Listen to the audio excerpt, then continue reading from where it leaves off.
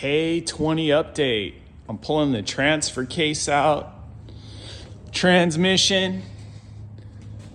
See right there, that seal blew out, pumped all the transmission fluid into the transfer case. Dropping the pan, draining it. Look what I found in the pan. Just rolling around in there. Anybody ever see a dipstick broke off in your pan? There's the transfer case. There's the drive shaft. It's all going out to get rebuilt. I'll post more.